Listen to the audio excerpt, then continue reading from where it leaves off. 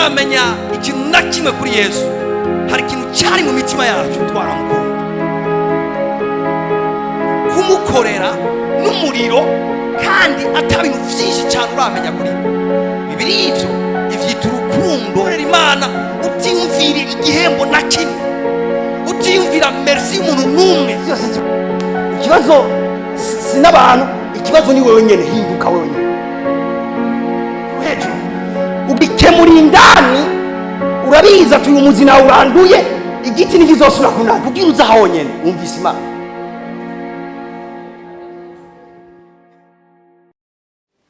Amen. Kino gitondo nagomba just mvuge ku kintu kimwe gikomeye, nibaza ko nzonabandanya, icyo nise ibanga ry'inyenyeri. Ibanga ry'inyenyeri. Haleluya. Nshuti yanjye, umuco ugiye kwaka cyane. Umuco ugiye kwaka cyane. Mwisi imwe dufise position imwe. Mwisi imwe ntibatwita kimwe. Mwisi imwe ntituri bamwe, naho turi abana b'Imana. Kandi ntidufise n'umuco ungana. Mugabiri ivuga ngo reka umuco wawe wake cyane. Burya umwe wese muri twebwe n'umuco ugendagenda. Rero kimwe mu byo nifuza muri kino cigwa, ndifuza ko umuco w'umuntu wese muri kino kibanza waka cyane. Amen. Oh my God. Reka mvuge gatonye bimwe mu bintu uzoshimikira ko muri iki cigwa. Nzosigura icyo ari kinyenyeri, hanyuma nzovuga ingene inyenyeri zibwa canke zizimwa canke bazizimya mu buzima bw'umuntu. Nzovuga n'abazizimya abari bo canke ibikoresho bakoresha kugira bazizimye. Nzovuga ingene iyo nyenyeri ushobora kuyigarukana biciye mu ijambo ry'Imana. Haleluya. Haleluya. Haleluya. Nzovuga n'ingene ushoboye gukingira inyenyeri yawe. Praise God. Nzovuga n'impamvu abaziba. Ibi byo tugiye kuganira muri kino ciko. Kamwe mu kazo gucika zobucitswe n'ikintu gikomeye cyane. Praise God. Hallelujah. Ibintu ngiye kuvuga abarozi barabizi neza gusumbya abakristo. Ibintu ngiye kuvuga abapfumu barabizi neza gusumbya abakristo. Nuzonkurikira ajya muri kamera nuko badashoboye kugira like kuri video yanje. Cyangwa ngo bavuga ati turaguhaye ukuboko ibyo bivuze nivyo. Barabizi neza. Cyo bisigura inyenyeri y'umuntu. Ibintu ngiye kuvuga birabatungishije bamwe. Hariho abantu batungishijwe n'ibintu atari by'iwabo, juste batwaye ibintu by'abantu. Ibi ndiko ndavuga barabizi. N'umurozi yo bari muri iki kibanza arabizi. Ukaburi hano uri umurozi, ndabizi ko ibyo ngiye kuvuga ubizi. Ukaba ufrekanta abapfumu, ndabizi ko ibi bintu bizi ngiye kuvuga.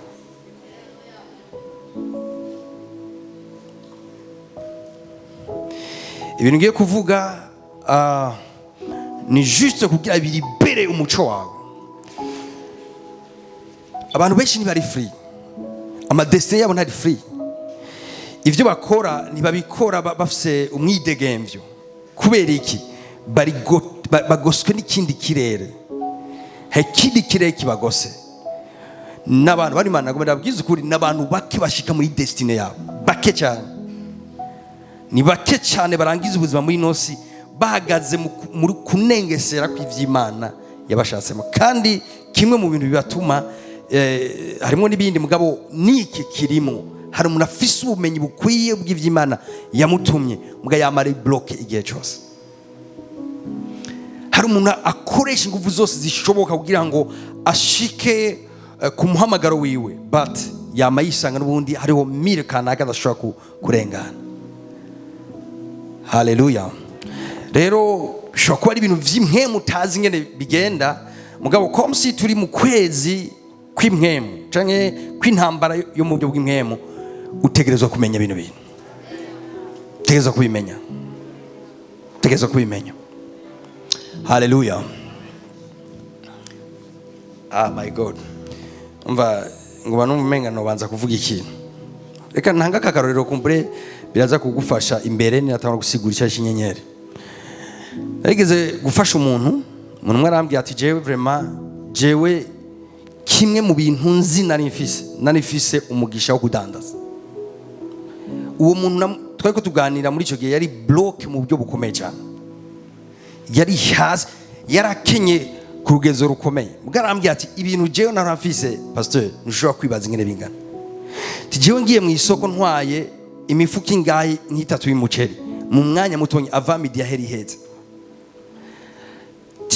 C'était comme si hariho ijwi rihamagara abantu banzago. Ati hari ukuntu nahise umugisha ku buryo n'ibintu nahaye umuntu yabikunda kuba yabihawe n'amaboko yiwanje. Ati twifatanya n'umuntu w'umugenzi atavyonzi ntazi icari cyo, mbwa yari intumwa ya Satani mu buzima bwanje. Gatonyi yafurugusa ibintu, hamarije gufuruguta ivyo bintu, uwo mugisha wari ku buzima bwanje. Nabonye Pitase hagurukura mu zishengero. Yes, hagurutse mu zishengero, kaze cyane. Tugomashye kubwiye kari ugose.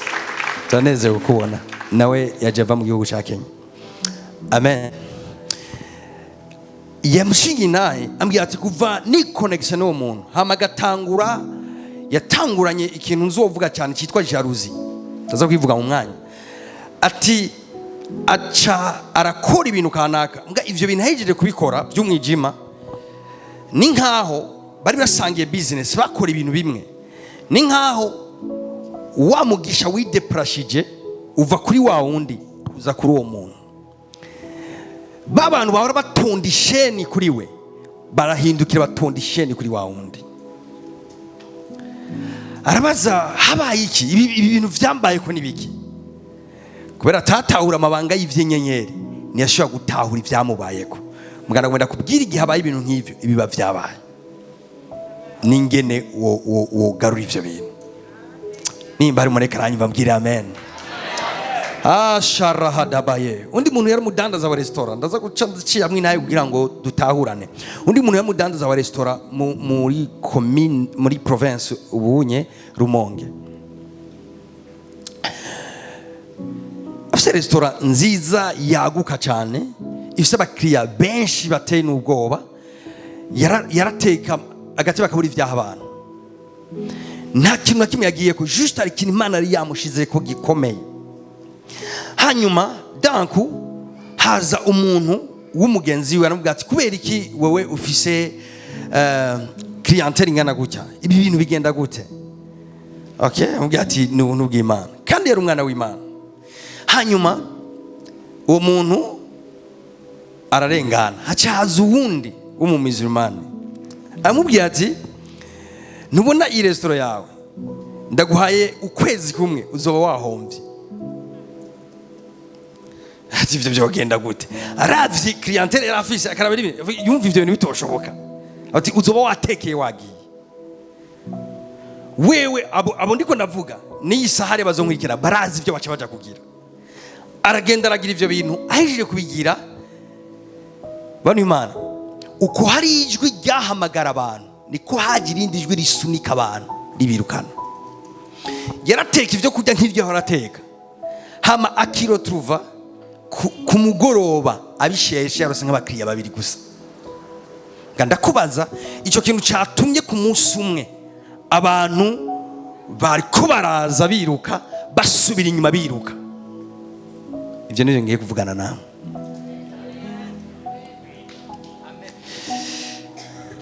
Duhura n'umwana w'Imana ari down, avuga ati sinzi ibintu vyambayeko, Imana yari yarampezagiye, Imana yari yarangiriye neza, bwa sinzi ibintu vyambayeko, bwa ivyamubayeko nivyo ndiko ndakubarira.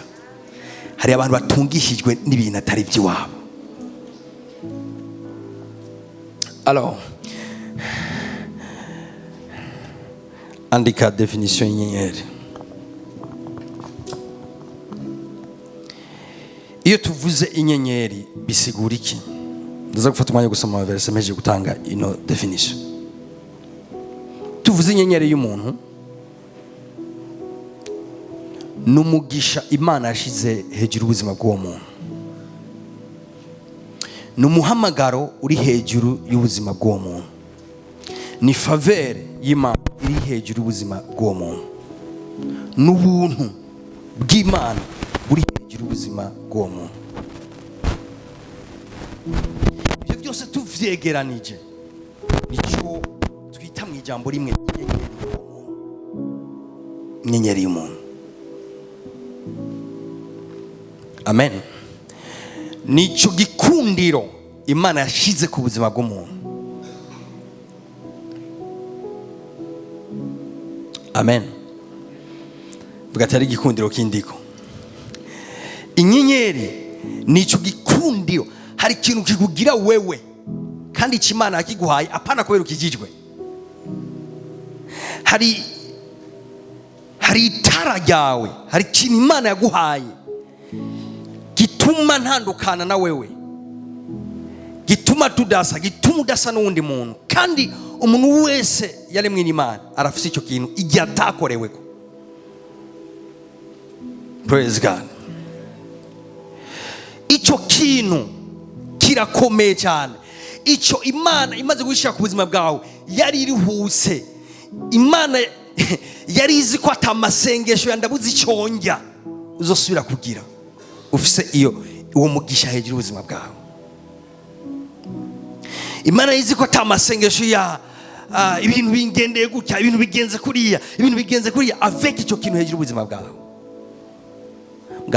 Bamwe hari abataki developa ngo banagikoresha batanakimenya, hari n'abandi bantu bakimenye mu gihe kanaka, hama mu mwanya kanaka basanga cyabaciye mu myanya y'intoke cyagiye. Hari ibintu biciba, hari ibintu bigitwara. Ndaza kumera nk'uza kwagura vraiment inyigisho yanje kugira tuze gutahurana. Haleluya.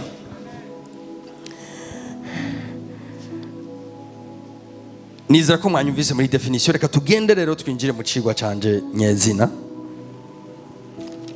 Tujane hariya umusomyi asofashe, tujane hariya muri Matthieu igice cya mbere umurongo wa mbere, igice cya kabiri umurongo wa mbere, tugende gushika ku murongo wa gatatu.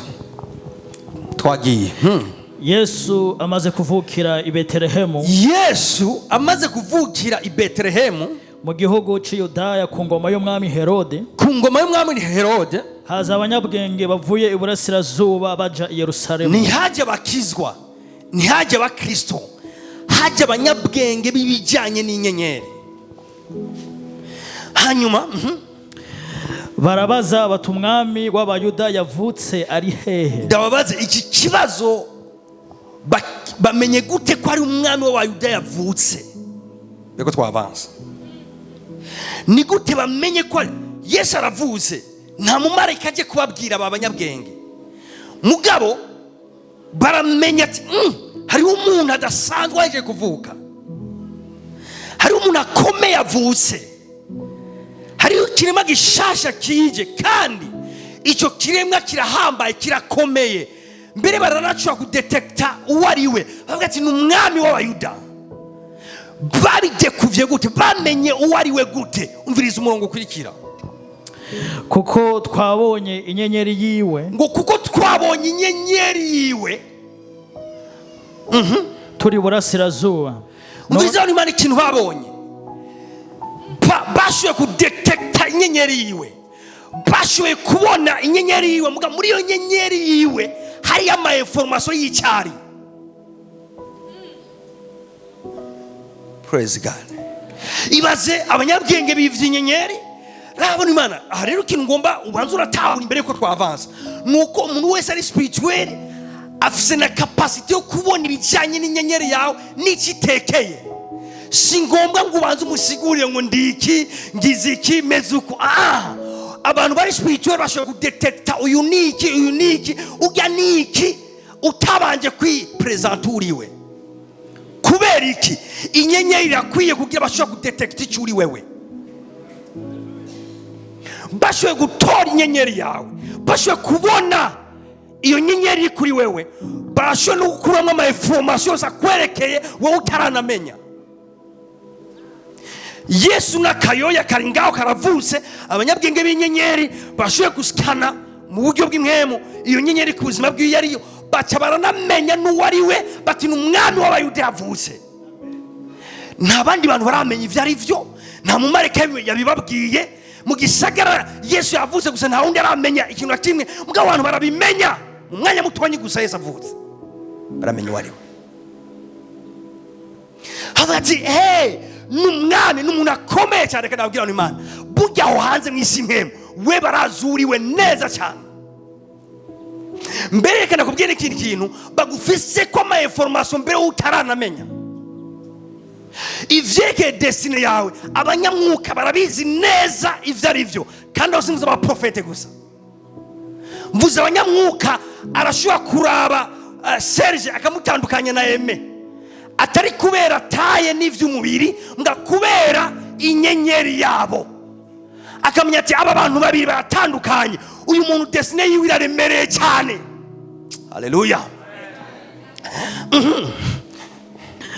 twabonye inyenyeri yiwe turi burasirazuba, none tukaba tuzanwa no kumushengerera. Ego. Umwami Herodi yavyumvise ahagarika umutima n'abiyuda bose. Banza umvirize Imana. Herodi ntiyabonye Yesu, nga yumvise ivy'inyenyeri yiwe, mga ivyo nyene bica bimuhagarika umutima. Nago mbaye ndakubwiye ko intambara zavyutse kuri Yesu na Herodi nizafatanye nuko Yesu ari mubi canke ari mwiza. Vyafatanye n'ikintu kimwe, yamenye igitekeye mu nyenyeri yiwe, yamenye isobanuro yiwe mu buryo bw'impemu. Uwo mwana ninde? Atekeye iki? Destiny yiwe ni iyihe? Arimenyeshejwe n'iki? Na connaissance spirituelle afise kubijanye n'inyenyeri. Chavuga ati natarakura. Mwibaze ngire umwana ashobora kujugumiza umwami akiri uruyoya. Boni Imana, abantu bazi vy'inyenyeri ashobora kubona umubeba avutse akaca amenya ati uyu mwana arasanzwe, ati uyu mwana icyo azova mwejo kirateye ubwoba. Kubera iki? Si ikibazo cy'igihagararo cyangwa umuryango avukiyemo, cyangwa mvuge gute amashuri azokwiga, ni ikibazo cya destiny iri hejuru ubuzima bwiwe. Abanyamwuka bashobora kudetekta amadestiny y'abantu mu buryo buboroheye cyane, mu kuraba inyenyeri yabo itekemwe ama information yose y'icyo uzoba muri kazoza. Ubwo nyine Herode acavuga ati natarakura. Wowe yacyavyimbira mu buryo bw'umubiri, ati uyu muntu aje kunsambura, uyu muntu aje kuntera kudeta. Natarakura ifo gutumuhagarika hakiri kare. Herode yashaka iki? Yatangwe kwimvira ingene yozimya iyo nyenyeri ya Yesu, yatangwe kwimvira ingene yo kwavorta iyo destiny yiwe, yatangwe kwimvira ingene yo stopa ibijyanye n'uwo mwana. Kubera iki? Kubera ko ya detects icyari ava yuko n'uwo mwana we akimenya. Ukuniko hari inzoya zigugwa zigapfa, ukuniko hariho nibaza ko tugomba tuganira ibintu biza kubafasha. Praise God. Ukuniko hariho umuntu kanaka, ndabivuga. Praise God. Ashetarabaya. Reka mbanze soma imbere ko ndabivuga. Imigani 5:9. Woye kwiha abandi, nshuti yanje, woye kwiha abandi ngo bonone igikundiro cawe. Ngo bonone igikundiro. Twese tugati igikundiro. Ari muvyo navuze mu ijanye n'inyenyeri harimo igikundiro cawe. Buri mara urabona hari umuntu, ari ikintu umuntu usanga afise ashitse mu bantu 5 bose baramukunze. Mwese niko birabashikira. Hari igihe ushobora kugenda ahantu abantu bari kwadandaza ibintu bimwe, ugaca wumva menga numva noshorera uyu, numva no gurira uyu. Abantu 5 bose bariko gusaba faveur, mukumva wowe uyu we numva nagukunze, ukamenga iyo faveur uyitumbereza ku murukana. Ibiyo ni ibintu vyirirwa biraba. Praise God. Biratangaje nibi vimeme byo gusaba akazi, ibi vyirirwa biraba. imiryango ikugurukira n'itakugurukira harimo ikintu kinini cyane ngaho bavuze ngo igikundiro. Igikundiro si ikintu cy'umubiri, igikundiro ni ikintu kimwe mu kiri ku muntu gituma yugururirwa imiryango n'imitima ikunze kubera icyo kintu kimwe mu kiri ku buzima bwiwe. Hari umuntu ashobora kuba ari mwiza, taye nziza, igifaransa cyiza, cyongereza cyiza, ahantu hose ageze umuntu wese amubonye yumva umenga yamutera umugongo, nta gikundiro afise cyarononye.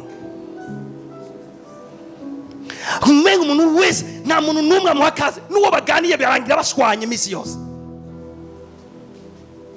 nta mugenzi amarane desumene. Kubera iki? Kubera igikundiro. Birivuga ngo mwoye kwiha abandi ngo bonone igikundiro cyanyu.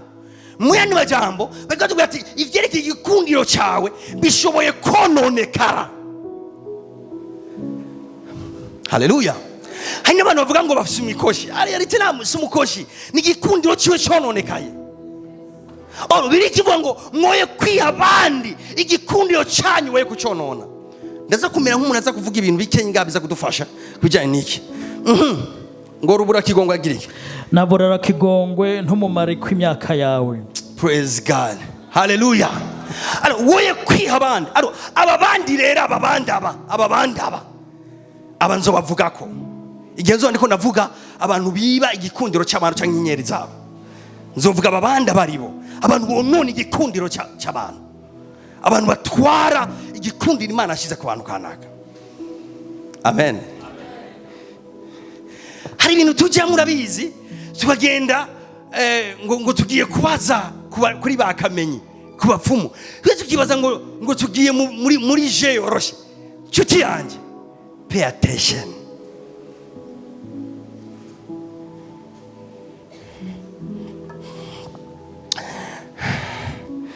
Niganza mugenza mubwira ati woye kwiha abandi ngo bonone igikundiro cyawe.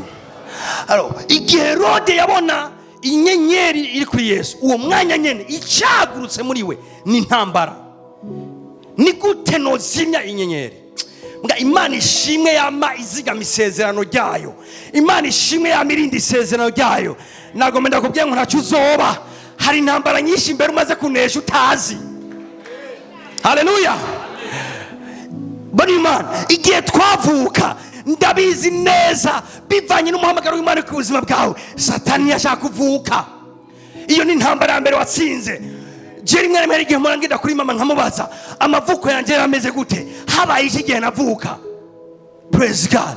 Kugira ngo numve hari igihe uraba ibintu vyakubombariza ugacumenya uriwe mu isi mpemu, ugacumenya combien de fois Satani atashaka kubaho. Hari abavutse batageze biranga ko bapfa.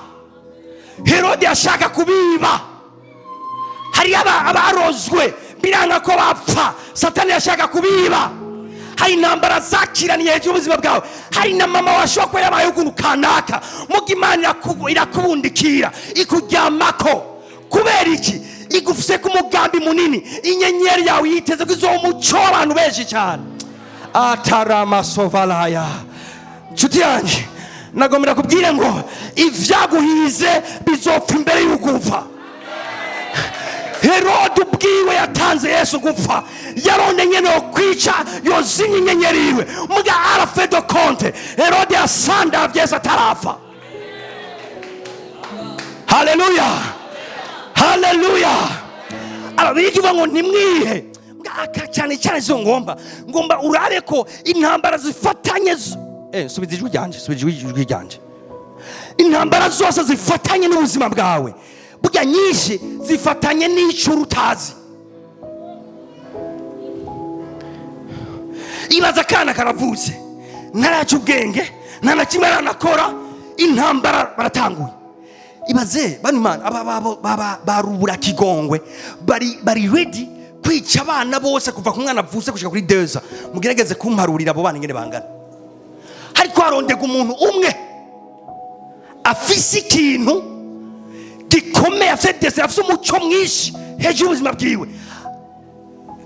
Oya nimwimagine nk'ubu nyene twavuga ati tugire rusasuma kuva ku mwana avuze gushika kuri deza. Mwibaze inzo yazopfa ngaha muri iki gihugu.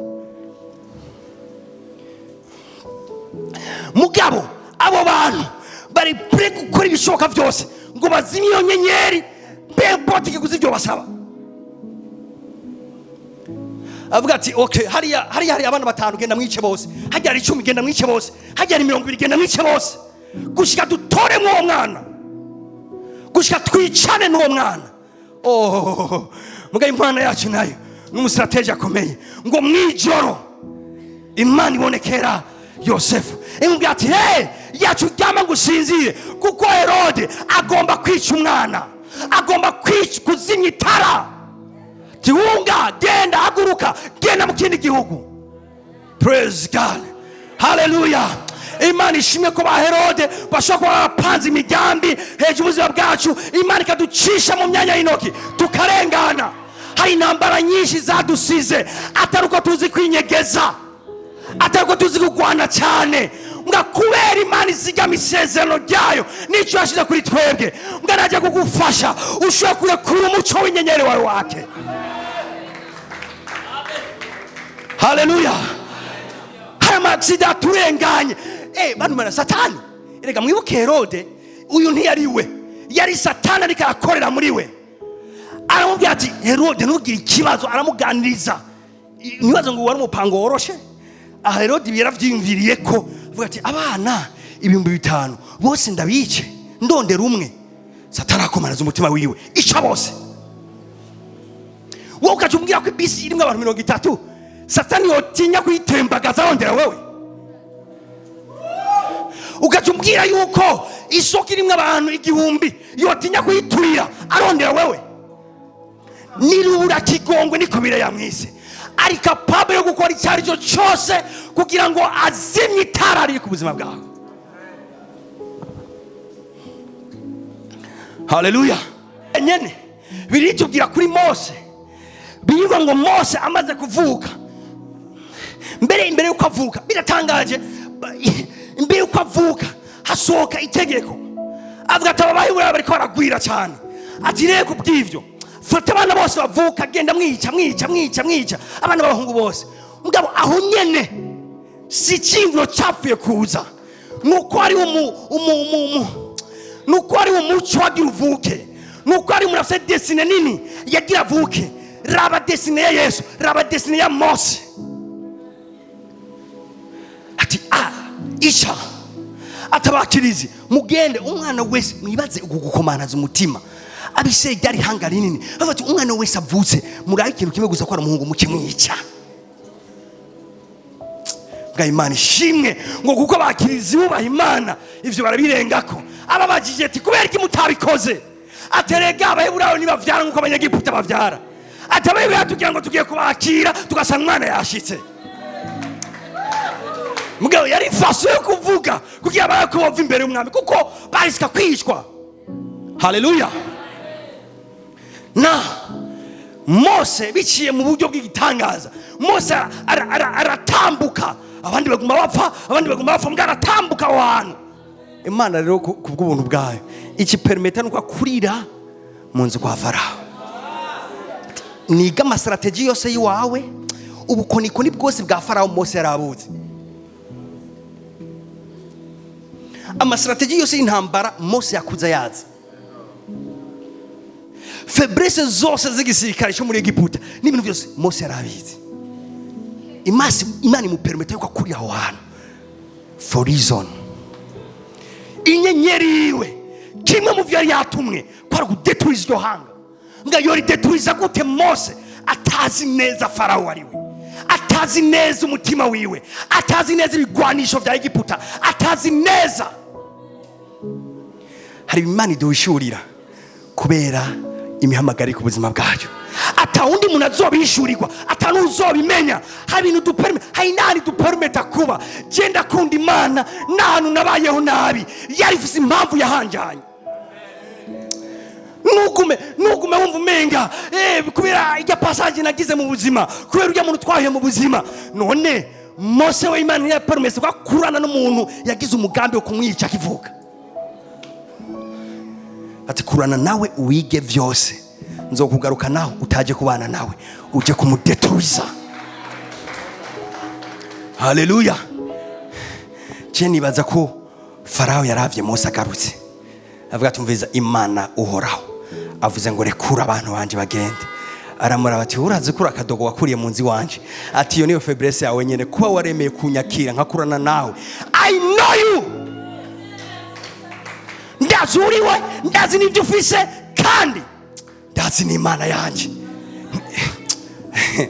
Haleluya. Vuga ati ntegerezwa kunesha, ntegerezwa kunesha.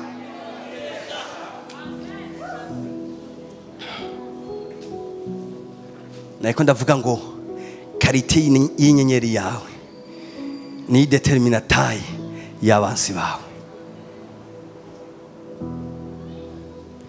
ni determina taille y'intambara zawe, ni determina taille y'ibintu muzohura mu buzima. Abantu barabahura n'ibintu bikomeye, mumbwire amen. Muri banini, abantu mufise ibintu wa bombarda binini, muri banini ndabagije ukuri, hari ikintu gikomeye kireje ubuzima bwanyu. Praise God. Okay.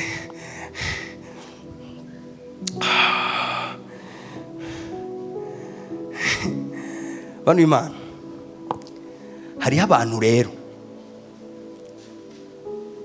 batahura ibindi ko ndavuga, ivyo bakora vyose, lani baza kombe ninjiye mu kigwa canje, ivyo bakora vyose babikorana iyi mpamvu, bazi ngo ashitse hano acabona umuntu afise inyenyeri yaka cyane, kuko inyenyeri ntizingana, ntizaka no ku rugezo rumwe. Praise God. Sinzi ko mwibuka igihe Yosefu arotoreye inzozi papa we na mama wiwe, yavuze ngo yababonye umwe ari ukwezi wundi ari izuba, mugabo abo bavukana cyabona ni inyenyeri. Hanyuma barashobora kudetekta bati twebwe turi ukwezi ni inyenyeri, ati ama basigaye ni inyenyeri. Mugabo barabona ati naho basigaye ari inyenyeri, iyi nyenyeri yitwa Yosefu si inyenyeri isa n'izindi. Iyi nyenyeri yitwa Yosefu ni inyenyeri zoganza izindi nyenyeri. Uheri yo mwanya nyene sigura cyaratahura ibintu na Yosefu atigeze atahura. Ati none ushatse kuvuga ko twese tuzogupfukamira, ushatse kuvuga kindi ko mvuga ivy'inyenyeri, je sindi ko ndavuga ivyo gupfukamirwa n'ubugira iki, ndiko ndababwira indoto, ndiko ndababwira ibintu Imana yambwiye sindanabitahura. Ati mugabo rero nawe utabitahura, twe turatahura ibintu vy'imwemu, twe turatahura ivyo ari vy'ivyo. Nuvuze ivy'inyenyeri izindi zifukamira, turatahura ivyo ari vyo. Ati none ibi nibigiga papa, ati ivyo bisigura yuko twebwe tuzogupfukamira twese. Tinabonye izindi nyenyeri, burya umuco wawe mwishimwe ni munini cyane gusumba wabandi, ati kandi tuzogupfukamira. Uweri uwo mwanya nyene intambara za Yosefu zari zitanguye. Zitangujwe n'iki? Nuko badekuvye bamenye inyenyeri yiwe gusa umuco munini gusumbiza abandi. Fight, fight, fight. Yosefu arakubitwa aramererwa nabi, mgahunga n'ikintu.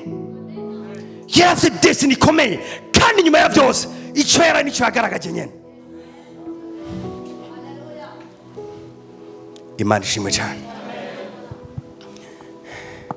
Bantu muri kumuragwana intambara zikomeye, dogori rimwe na rimwe ifo gutetereza umwasi, ukaja ahantu hawe ukavuga ati he Satani igituma umpiga ndabizi, igituma urondera ubuzima bwanjye ndazi igituma ndi umuntu munini, ndafise destiny ikomeye y'ubuzima bwanjye, kandi ntuzoyistopa. Gutastop ya Mose, nustop ya Yesu, nustop ya Yosefu, nanjye nawe uzostopa. Raba mvuga ku murinyo w'abahizi, raba descendant mva kubahizi, aro kwabahizi ba mbere bakomoka mu muryango wacu, utashoboye kubazimya, nanjye ntuzonzimya. Mugabo nifatanye gusa no gukonfesa, umenda kwigisha ibintu byo gufasha. Niko ndavuga hari abantu rero ashitse hano, wewe ntaraba amasura, ntaraba n'abadiplome, ntaraba n'imiryango, araba n'uyuhe muco w'inyenyeri hejuru ubuzima bw'aba bantu. Ntaraba amasura, ntaraba ubwoko, ariko araba ikintu Imana yashize hejuru ubuzima bw'aba bantu. Icyo rero nicyo akeneye gukoresha business. Ngo ninjire ku byo ngomba mvuge, ashoboye gupeya ikiguzi cyose gishoboka kugira abe inshuti yawe. Mugabo si urukundo arondera ni gute noshikira inyenyeri y'uyu muntu. Amen. Ashoboye gusakrifya tu kugira wewe wakuronke. Ni gute? Si abantu bose badusororera badusohokana n'ahantu heza badushakira neza. Bamwe muri abo babonye umuco uri hejuru ubuzima bwacu niwo barondera ingene wo bakorera.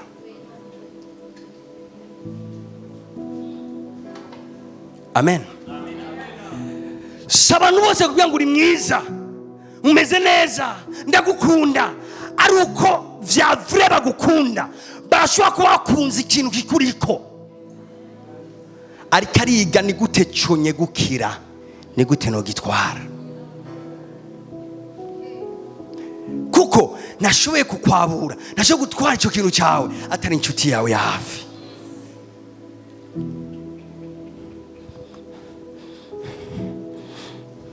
Harashushe canke ni jewe? Nashoboye kugira icyo akoze ku buzima bwawe atari hafi yawe gutyo. Amen. Bamwe muri abo rero ntibakijijwe, harimo badakijijwe. Ashaka kuza mu nzu y'Imana arondera umugore yabonye iki kintu, yo paya dote ya 10 millions, yo gura imodoka zose zibaho, yo kubakira inzu. Mugabo akeneye battery isharija imwerekeye.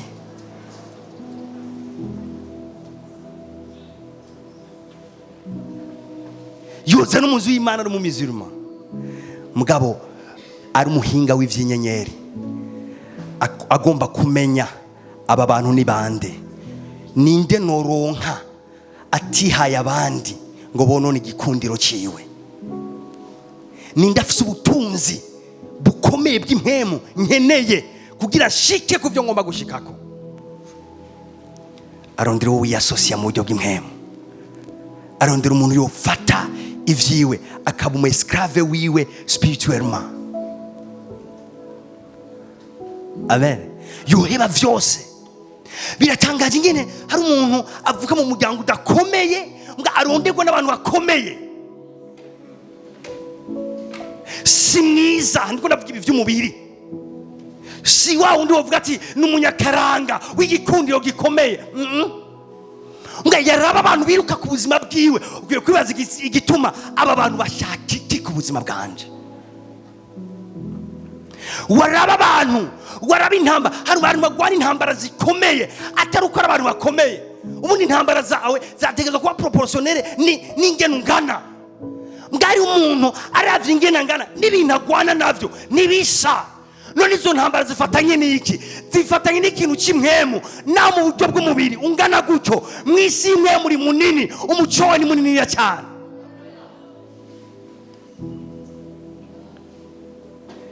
Abo bantu n'igihe uzobabwira ngo ubugenzi ndabuhagaritse, ndavuye mu buzima bwawe, yo gutakambira, yo kugira ibintu byose bishoboka, yo guha ibintu byose ushaka, mbwa atari uko ashaka urukundo, ashaka cya kintu cyari kimubeshejeho kiragiye. Ya nyenyeri yawe, wa mugisha wawe ugira umusezere kubw'iyo mvo yo sacrifice vyose kugira kugumane.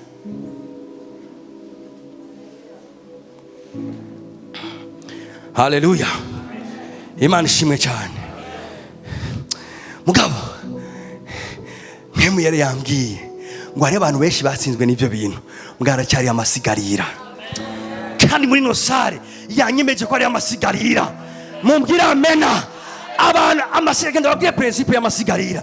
Amasigarira n'abantu kenshi bisigariza kugira bazobazane mu gihe kanaka bazoba bakeneye gusumba uno munsi. Munyumvise neza.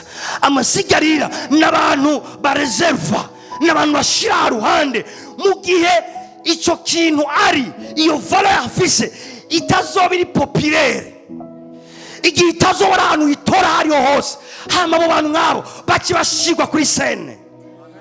Kandi mwemere yambwiye ngo hano hantu hari amasigarira Imana yibikiye. yakoresheje ijambo yabwiye Eliya. Eliya yaragiye ahantu aridoga aravuga ati mana ni je nsigaye jenyene, abavugishwa bose barapfuye. Imana imubwira ati yacu uvuga ko ari usigaye wenyene, ndasiganye 7,000 bitigeze bipfukamira Bayale. Haleluya. Imana yambwiye ngo yacafse amasigarira y'abantu batapfukamiye Bayale, y'abantu bazigamye igikundiro cyabo, ntibagiha barubura kigongwe. Haleluya. Mbwa sivyo vyonyene tuzosenga nuwo biciye mu kutamenya igikundiro ciwe cibwe kizogaruka mu izina rya Yesu. Dufise Imana ihambaye, dufise Imana ikomeye, kandi muri stoke ejo nkundira Imana ishoboye kurepara ico bagutwaye canke bononye. Mbwa Imana ishoboye kurema n'ikindi gishasha ugatangura nkaho utigeze ubaho. Akasinda numvise ko kinjiye neza. Haleluya. Uvunitse ukuboko, Imana niyo yaremye amaboko purudira yuko amaboko agwiriye ari ku Mana. Mu yandi majambo ishoye gukiza uku kuboko cyangwa ikaguha gushasha. Haleluya. Rero sinumva umenga twokwicana uvuga ati pasta ibintu nakoze muri kahise nibaza ko nononye igikundiro cyane. Nyumviza nshuti yanjye nawe waracononye. Turi ngako yatukiye kipere icyo ngundira ijambo ry'Imana. Haleluya. Biriva ngo Imana iri nyuma yaje kugira ngo irishitse. Imana yozana ibintu nk'ibi itagomba restore ibintu kanaka mu ishengero. Iyi ni saison Imana igomba restore ubuntu ku buzima bw'abantu, igomba restore umugisha ku buzima bw'abantu, igomba restore inyenyeri z'abantu zazimye. Umuco wagomba usubire wake. Haleluya. Umuco wagira usubire wake cyane. Aho mu mwanya tuva dusenga,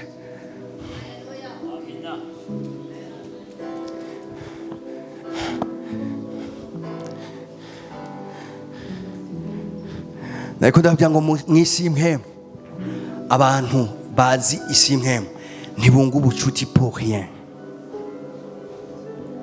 Abantu batahura isi y'imhemu ntibapfa kunga ubucuti.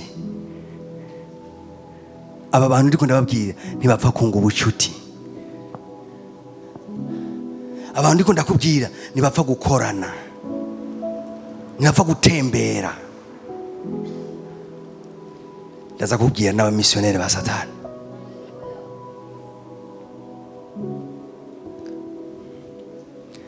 Pastor Andre haguruka gatonya.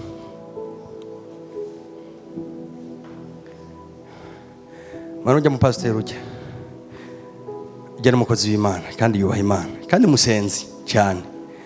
Nga mu ntaye yaduhaye ejo, reka ndayice ko gatonya kugira ngo kumbure ishobora kwedifya umuntu kanaka. Subira wiyicarire.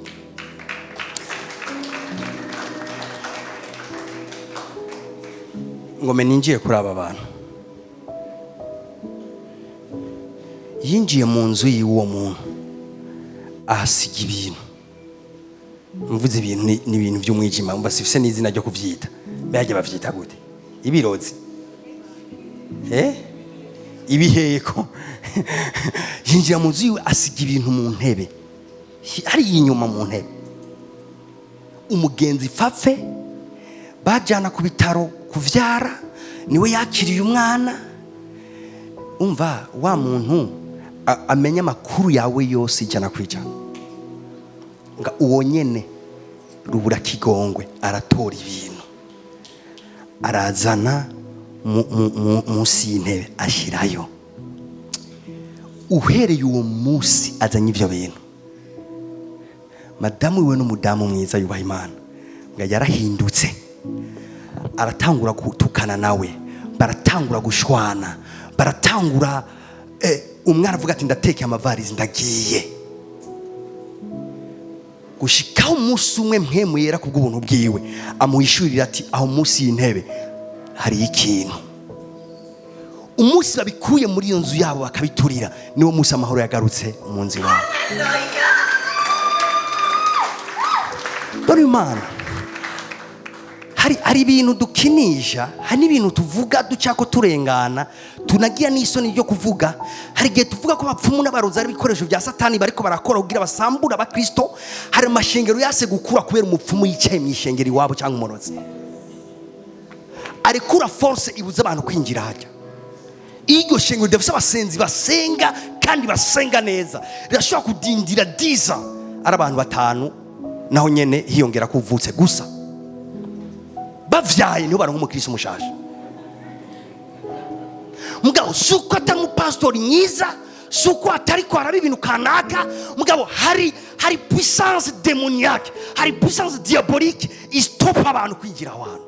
Ivyo rero biba mu ishengero, vyuwa muri business yawe, vyuwa mu kazi kawe, abantu bose bakaguhura mu kazi kawe. Uri umuntu mwiza cyane. Ushaka kutamenya impamvu, ushaka kumusenga y'amasengesho nyene. Mwana wenda kubera ngo isi impemu.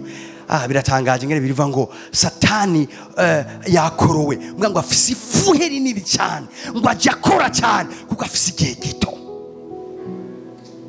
Intambara zose mugira mu ngo si intambara zisanzwe.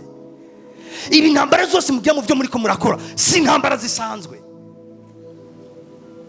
Njo gituma muri kuno kwezi ngomba kumuhaguruka mu mpemu ya gisirikare, ngomba guhaguruka mugafata ibintu mu maboko. Burumana ahasindi ko ndarishengero riguma ririra, riguma ritakamba canke riza imbere y'abapfumu nibiyeza, imbere y'abapfumu nibinginga, imbere y'ibintu by'umwijima. Barategeka uwagara mu izina rya Yesu, ugahagara muri authority ufise amugategeka. Imana yonyine ivuga ati nimuze mukundire umurozikazi kwabaho. Mugabo umurozi mubana ari comfortable, yumva guwe neza, biragahera mu izina rya Yesu. Abakizwe nibo birirwa barahunga barozi, abakizwe nibo birirwa bari mu amaduka yabo kubera umuntu bafatikanije. What a shame. Hallelujah. Vuga ati biragahera, ndi umusirikare ariko arambara ibigwanisho bikwiye kugira ngo mpagarare nasinzwe n'ubugunge bwa wa mugwanizi. Ni gute nogenda kudepozanya n'umuntu yacokoye ibintu, yakoze ibintu kanaka by'amangetengete akaba wabonka je nkasigara kandi ataruko asumbye ubwenge, nasumbye ubwenge, ariko akoresha indi puissance. Ngabo mentalite inyigisho kanaka, rumva twe turabami turaganje aho dushize turafashe. Brother urafashe, wafata wahafashe, apana wahimviri, apana wavyimviri, wafata wahafashe.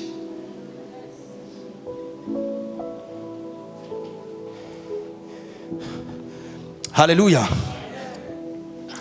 Kugira ngo sima venja muri birebire, reka mvuge kimwe gusa nk'irembo canke nk'icyorohereza aba bantu b'ibinyenyeri. Donc nka portail, nk'irembo bacamo kugira bashikire ibintu by'abantu kanaka. Ubusambanyi. Hano iki cyaje nzo kivuga gushikaho umuntu wese agikora ari ngaha yihana, kuko ubusambanyi si gucumura ku Mana, harimo gucumura ku Mana no gucumura ku bana bawe no kuri wewe no kuri destiny yawe. Ni wiba ucumiye ku Mana, ni watukana ucumiye ku Mana, ni wasambana ucumiye ku bana bawe, ku buzukuru bawe, ucumiye ku mubiri wawe, ku destiny yawe. Alors bano Imana kimwe muri mu muryango ukomeye cyane aba bantu bacamo bya bibe inyenyeri z'abantu. Nicyo gituma reka ndabafashe kandi ndabivuga ko je urazi ko atani isoni ngira nta nubwo bafise. Urumva ari abantu barondera ingene boronka umukobwa ari vierge, donc wisugi, kugira ashobore kuryamana nawe. Kubera iki? Kimwe mu vy'igikundiro ko ndavuga, uwo n'umuntu yashoboye kuzigama igikundiro ciwe. Arose umuntu nk'uwo nzobabwira icyo bisigura. Arose umuntu nk'uwo, arose umuntu agifise igikundiro gikwiye muri domaine kanaka. Ukuri ko abantu badashobora gutahura ingene umupapa w'imvi ku mutwe ashobora kurondera umukobwa w'imyaka 15. Nabitahura. ati none n'abantu bangana bariho sibashaka kandi nakarondera sexe ari karondera inyenyeri kiri vierge ari karondera igikundiro kitaracoka ni kano spirituel buri mana sexe sitsina bibiri bihuye cy'umukobwa n'icy'umuhungu ni umuryango w'impemu ukomeye cyane kandi vyazanya akaga mu miryango mu buryo bukomeye gose kuburyo kandi satani warabizi abishiramo volume nyinshi akabishiramo speed nyinshi kuburyo biriko biraba normal ahantu hose nga we arazi cyari karagira ari kararondera society iri faible abantu bose bari faible n'abana b'Imana bari faible n'abapastori bari faible nga bafebrishijwe n'iki nuko na sexe n'igitsina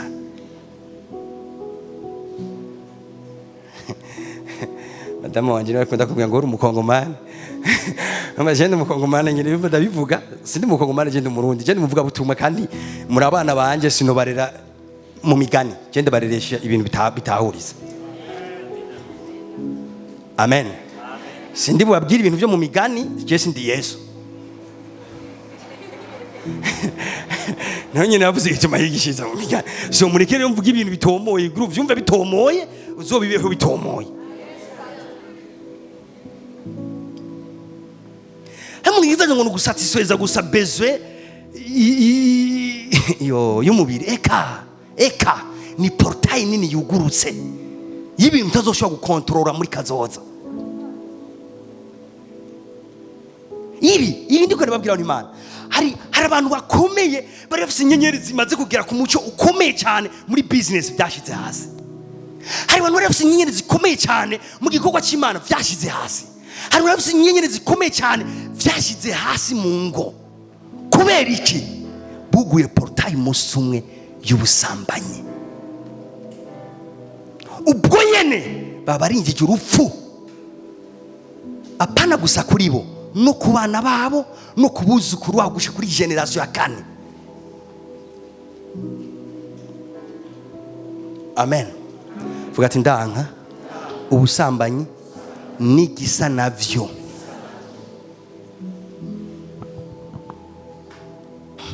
somera ibyahishuriye Yohana igice cya 2 umurongo wa 14 ahangiye kwavuga ibindi bintu bikomeye ndabwira Imana hajya umuntu w'umusambanyi n'igipapuro umuntu w'umusambanyi n'igipapuro kigenda ni mu ndabe reka kuraba hasi mu ndabe umuntu w'umusambanyi n'igipapuro kigenda reka kunamika amaso yaraheze kirese gusa ari uri karabihamuramo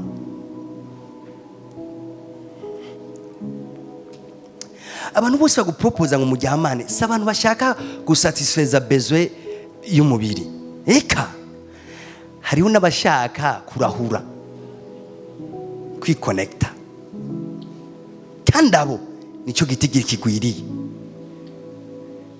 hari ugenda gupropose ibintu umufuka akabwira ati ivyo giye bishoboke banza urondere umukobwa kimeze neza hama mugire bya bindi tamuzocugaruka uzoba wuguriye umuryango bigeme muri hano iwo bitarashikira muziga mu bukumi bwanyu nitunga kuziga mu bukumi bwawe basore muri hano sabigeme bose barondera gusatisfeza umubiri ukaba utaragwa muri ivyo bintu zigama ubusore bwawe warabiguyemo naho nzogufasha somera uwo murongo byeshe Yohana 2:14 ariko Petero 2:14 ariko mfise ivyo nkugaya ko bike kuko iwanyu hafise abakomeza inyigisho za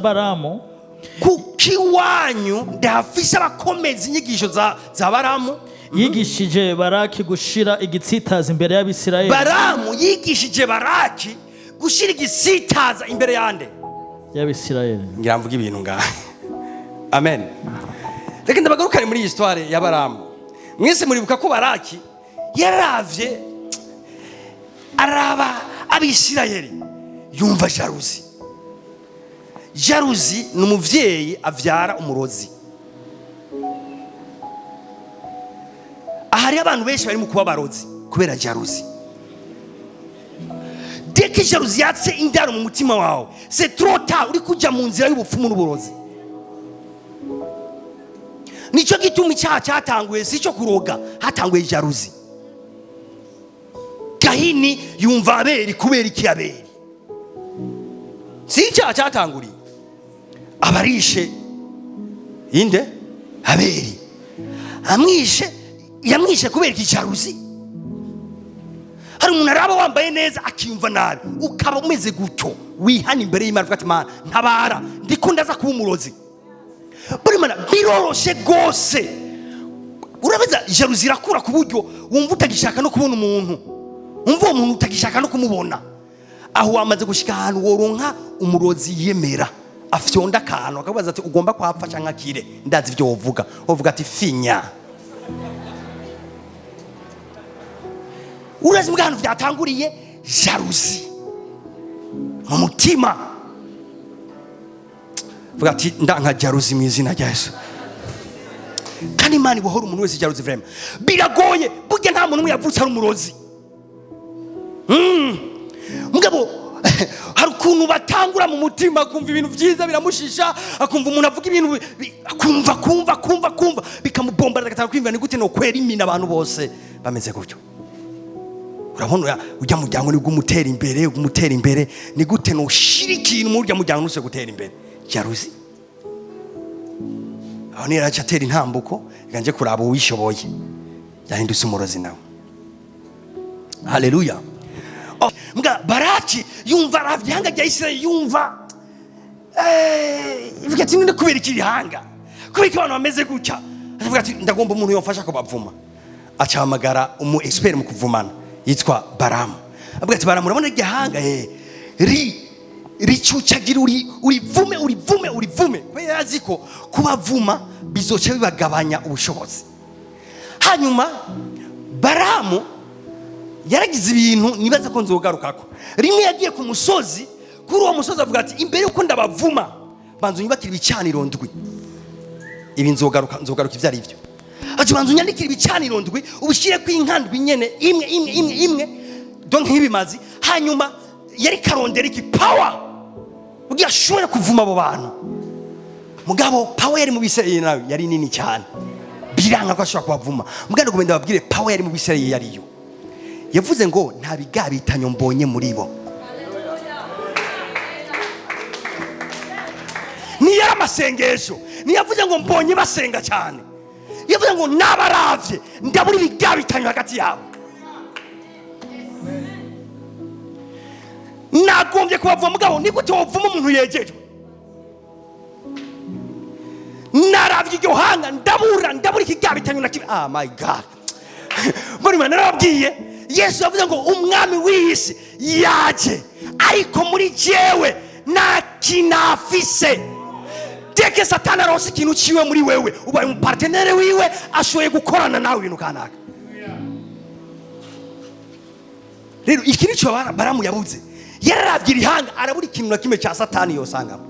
Hagati niko tuburozi niko tenoshobora kuvuma abantu bikabafata ari hanga giberu kwayo ritivanga n'ayandi mahanga ingeso zayo nizisariza n'ayandi mahanga. Acagenda abwira Baraki ati byananiye, ati ahubwo nagiye kuvuga, ati ndiko ndavuga Imana igenda ibihinduramwo kubahezakira. Umuntu yegejwe icemewe kuri we n'umuhezagiro gusa, nawo vuga uvumye Imana ibitransformamwo umuhezagiro. Akani mukumvise abantu Imana. Okay, aragerageza aravuma biranga. Baraka aramwegera amubwira ati umviriza Shabaramu twumvikane basi vumureka kubahezagira basi ego uri kurabakomeza davantage. Cyangwa ati sawa reka tubireke mugabo ngo menda guhibanga. Igituma vyanse si kubera abisirayeli ni kubera nabuze ibigabitanyo hagati yabo. Ati yo ndabironka imivumo yafata. none ngira iki ngenda guha umutwe rondera ingene wo kwinjiza ibigabitanyo hagati yabo. Icyo nicyo bita rero inyigisho y'abaramu. Iki nicyo bavuze mu byahishuwe Yohana, inyigisho y'abaramu. Yaciye mu byatumviriza rondera abakobwa beza beza, kandi pani kigabitanyo icyo ari cyo cyose. Futi rondera abakobwa beza beza bari kuri taye, basa neza, banywa buye. Ati hama bo kwifuzwa. Erega umukobwa umunye na apeti cihera. Kiretse ku mugore wiwe cyangwa umugabo wiwe. Okay. Murumva ko atamukobwa navuze? Nta mwiza navuze, nta namubi navuze. Je navuze gusa yuko abantu batanganya karanga. Amutora gutya. Hanyuma cyangwa gatumviriza. Rondera abakobwa beza beza, yaraga preshije. Ati hama batwareyo. Ati hama ureke babane nabo, mugabo azoba ari ntumwa. Bazoba bagiye kuhintu kimwe. Bagende guseduiza abisirayeli bajyamane nabo. Ati bizoca bishoboka. Nyigisho y'abaramu. Baramu avuga ati aho kandi aho ndahejeje ndagwaye akabanga. Aho ndahejeje. None ndiko ndabereka ingene ubusambanya ari ikintu kibi cyane. Cugura portail ikomeye cyane y'umwasi. Okay. Acharagenda. Barake avuga ati sawa. Baragikorera ko binjizamwe abakobwa. Abisirayeli bajya muri bo. Twa gigi. Ubwo nyene couverture spirituelle. Ibiravuye hejuru yabo. Bivuga ngo ivyago bigwa muri bo. Birabakubita. Abisebeshi barapfa. Kubera iki? Inyigisho y'abaramu. Yigishije ibigabitanyo abisirayeli. Baramu yigishije ibintu bibiri abisirayeli. Icya mbere bigishije gusenga ibigirwamana, icya kabiri bigisha ubushakanye. Haleluya. Jesi kibigirwamana shisho ngomba njemo. Mbwene ko ndavuga kuri iki kintu.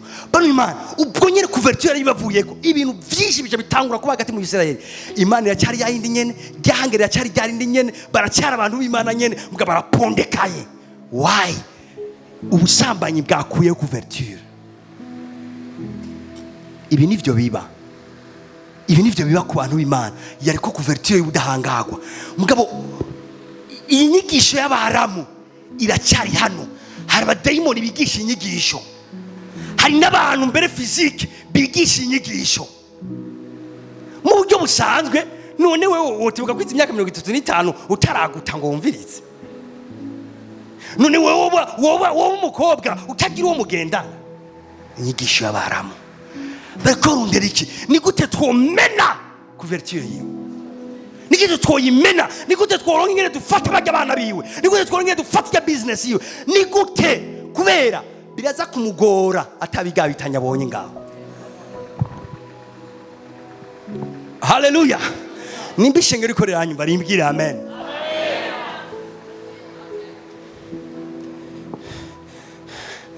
Okay.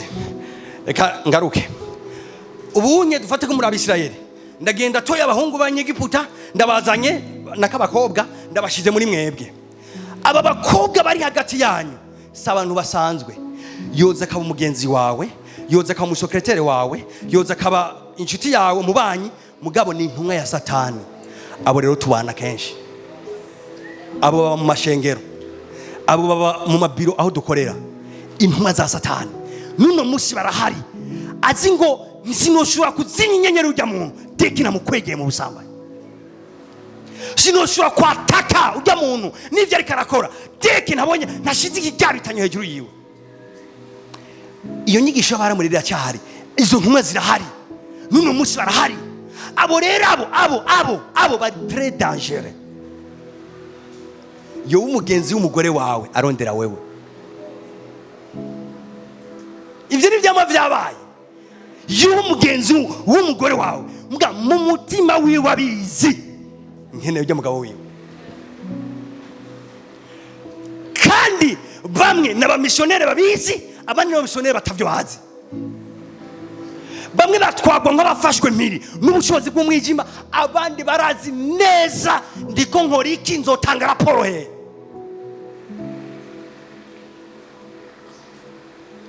Hari abapapa biyubaha kaise kazuza kabo kamaze gufutangana kubera ibintu. hari abakozi b'Imana bakomeye kazoza kabo kamaze gufutangana kubera ibintu. Kubera iki? Buguruye ikintu ndiko ndababwira. Inyigisho baramo injizamwo kugira uturonke igifashisha icyo dufatirako kugira ngo tuhagarike destiny yiwe. Haleluya. Aba intumwa za Satani bari Imana hajya mu masoko rero zirahari. Ntimugende nk'ibijuju, hajya mukora zirahari. Bajya abantu duhura mu ibarabara bava ngo ujye umuntu yambaye nabi, hari abambaye nabi bazi impamvu. Ikimbabaza n'abakizwa babigana. Hari abambaye nabi bazi ni gute noronka umuntu natira ari muri mission kandi afite salary ahembwa y'ibyo bintu, afite amagrade ari karajako, arazi ibyo ari karagira. Uri gutangaza ngo usanze yambaye igera ngaha, yona yidutse akayigeza ngaha muri kumwe, nta kibazo afise, ari ku kazi. Barazi ibyo barimwo n'amaresultat bashaka barayazi, kandi kugira bayaronke ifo kuba baprika ibintu byose bikenewe yo gukora ko. Ubundi kenshi nkunze kubona abakobwa batashyuka isoni ngo bagukore ko gutya baguprovoke. Mugabo bobo azireka kwigira umuntu akijwe cyane. Nanje nturura ko nza gusenga, none ukagira Yesu sindamuvuga. Oya jende mukozi w'Imana, jenda kijijwe ukuboko kurako kubita uri kurisinziriza ngo mukozi w'Imana kubita. Urashaka gufina n'abantu bari muri miso y'ibyo bazi nyene. Ngwe ngo nisango ndi mwiza vraiment ngo naje kandi nturu wa mbere ubimbariye. Sawa. Nturu wa mbere abimbariye.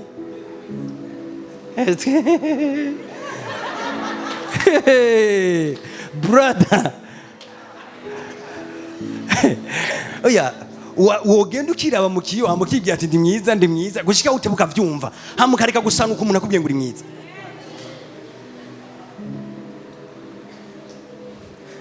Uje vraiment ndakunda ukuntu uteye. Okay, ndabikubwiye na jewe ndakunda uko uteye. Hagarika rero. Ibaze. Mga nibarubura kigongwe. Nta pitiye bagira. Nico gituma mu kubahana nta pitiye na compassion tuzogira. Muri ibi by'intambara imwe muri ko ndavuga ukuremo ibintu bya pitiye, amamo abiri utegeza gukuramo pitiye na compassion, ubikuremo burundu. Nisanga asinda nta kibazo ndashagaze neza. Haleluya. Leo ndikuri iki kintu bari Imana, hari abantu babizi yorungiko hano agasaba rendez-vous hajya mu biro. Uri mu pastor wazimye spirituellement barakwica. Mubira kaza neza azivyajemo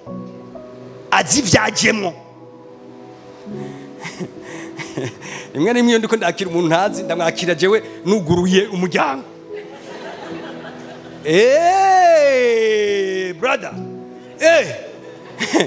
none gashawumva gusohokera bitegeza kukoroha.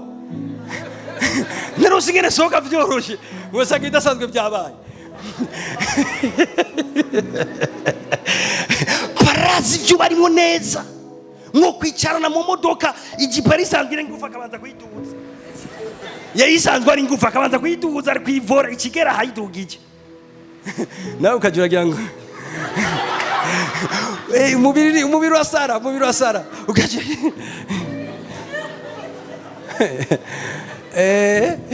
arazi yarimwo. Munyuma naza kubwira ati nacukunze kuri jewe wambonye gute umwanya tumaranye nawe ngo vraiment ngo umutima mwiza nguze.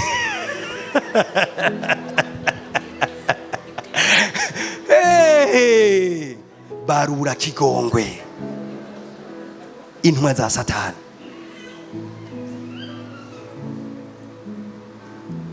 Nyigisho zabara. Reka mvuge ku ero umwe akomeye cyane vraiment yanditse amateka akomeye cyane yitwa Samson. Hari umuntu atazi amakuru ya Samson. Samson yaba anointed kubera yasenze. Imana yaramuhisemo, yavutse afise manda. yavukanye manto, avuka afise manda, avuka Imana yavuze ibimwereke, abavugishwa bataye kuvugishwa ataraza. Ati uyu mwana agiye kuza, kimwe mu miso yiwe azozivya abafilisitiya. Ati umwana agiye kuza azoba igitangaza, ubushobozi buzoba buri kuri we. Mama we ahabwa amakondisiyo, ibi nzobigarukako. Mama we ahabwa amakondisiyo, avuga ati ntuzugire ibi, ntuzugire ibi, ntuzugire ibi, nzosigura icyo bisigura, ntuzugire ibi, ntuzugire ibi. Aravyubahiriza. N'uwo mwana ahabwa amakondisiyo, nawe ntuzugire ibi, ntuzugire ibi, aravyubahiriza. Muga ananirwa ikintu kimwe.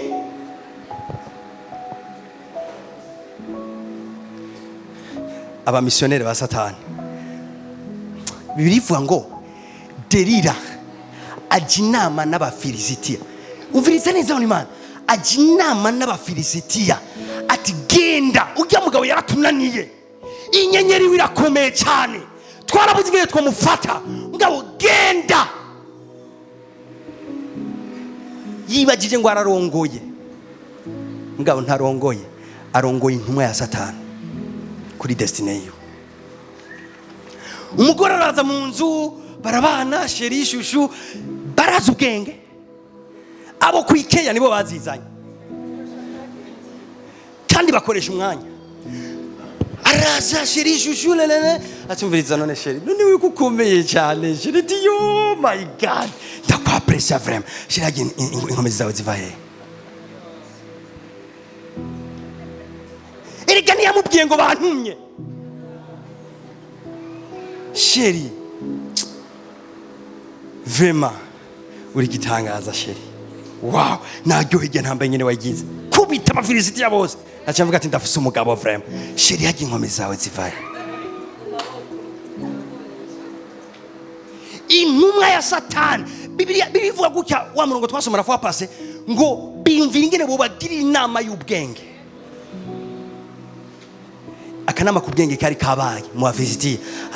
Umviriza, nugiye kurongogwa, ubikora uvyibuka, wowe ugiye kuri mission kandi amafaranga arahari. Amafaranga arahari, we nugira ikibazo. Bari mwiyumvira ingene abantu bifuza kuzimya inyenyeri z'abantu atani cyo bagira bavyungukemo. Tumustope, ahagarare, kubera iki yitwa igitangaza. Samusoni ararendeka, ngo ndafise umusheri kwe. Tukuna nyitayeho keya kukeya. Mugabo rubura kigongwe yari munzi wiwe, arasinzira spirituellement. Ikintu kimbabaza ni gute umuntu ashobora koopera mu bushobozi buraho ntamenye umuntu bari kumwari. Umuntu ariko aterwa amaportayi gisagara, umuntu baza gatorwa asaye gw'indogo bakica abantu ibihumbi kuko asaye gw'indogo. Ni gute atamenya akagore gatonyi kari ngaha? Urazi gituma? Ndakubwira igituma. N'amaso y'imwe makunda ntabona. Sayi mubiri gusa, n'amaso y'imwe makunda ntabona. Nimba ukakiriye ukareka kirengane cyangwa ukakira. N'amaso y'imwe yamaze kwinjirwa muri ivyo bintu nasubira kubona. Baragumana, tisheri, ati vraiment wewe wabigize gakino, wampenze ngo ndakubohe, mugabo wawe ibyaciye bibi. Egege twe turabisoma umenga y'intambara, ntarambara ririmwo bya bintu by'urukundo by'umugore n'umugabo. Ati sheri, oya vraiment mbwiza ukuri, nawe none we nuzi ko ejo twaryohewe, ngize ukuri shasheri. Kushika Samusoni aravuga ngo uyu mushazi wanje mugabo imviza n'Imana. Izi ntumwa kimwe mu byo zikeneye kumenya kuri wewe ni banga ryawe. Burya tugenda n'ababanga, hari ibintu twihanye, hari ibintu twahagaritse, hari ibintu twahevye, hari discipline dufise, hari banga ugendana wewe. Barose ingene binjira muri ayo mabanga yawe, baragufasha, si wewe gusa, barazimije inyenyeri yawe.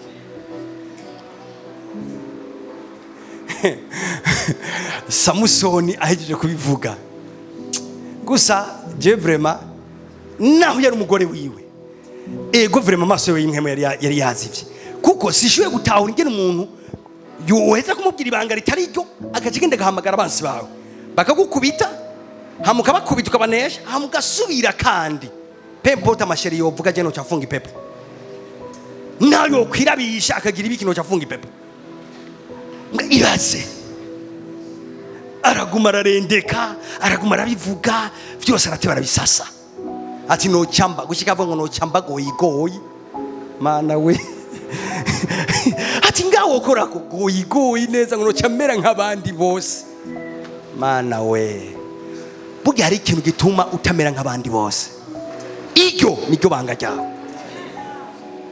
hari ikintu gitumye utamera nk'abadamu bose hari ikintu gitumye utamera nk'abandi bose ico ni banga ryawe umutipe yaje kubivuga byari biheze nyene baje arasura arikunkumura urikunkumura wavuze ibanga urikunkumura waje kuvuga uko niko inyenyeri y'umuhizi Samson yibwe hama Samson acarangiza uko Imana itashaka ko arangiza turamwaprecia umuntu akomeye yakoze ibintu bikomeye mbwa yarangije nabi kubera iki inyenyeri we yaribwe amen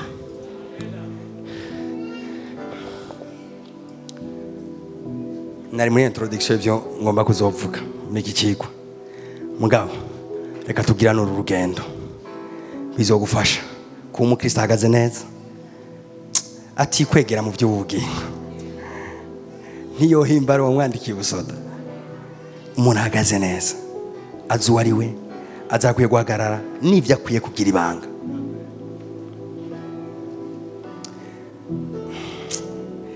izi ntumwa siniyo ndazija mu nyinshi mbwa ishoboye kuza ari umubone vraiment iyi ntumwa ishoboye kuza ari umubone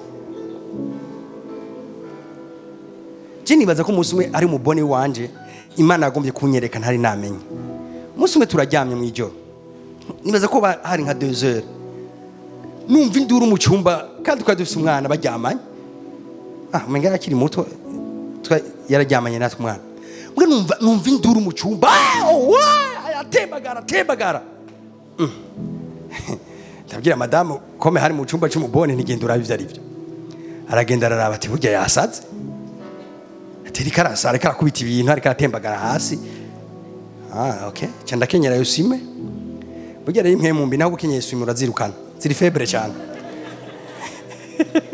naho muri yosime urazirukana kwera imwe mu mbi ziri febre cyane cyaragenda nambara isengere na yosime ndagenda ndayihagarara imbere irakiriya kuvuza induru ndayikemera ndayirukana irasara ndayirukana hama ikiragenda umubone cyo mbona agarutse mu buzima arandavye ararabana aryamye hasi ati ibi nibiki hama acyasubira ku gitanda araryama nakwisha tujya kwiryamira nta birebire nga ndimviye umukobwa yigwa areze umwana wanje ari mu daimoni oya ndayibonye no musiga mugama murezi igihe ari mu daimoni sindabizi neza mbwa yoba intumwa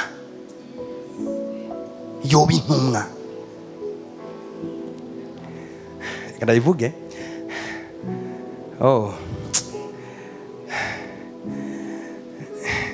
ingene mwubaka ubucuti n'abantu mubyitondere sindiko ndabigisha ububi bw'abantu ndiko ndabigisha kutaba ibicucu kutaba nayife mu buzima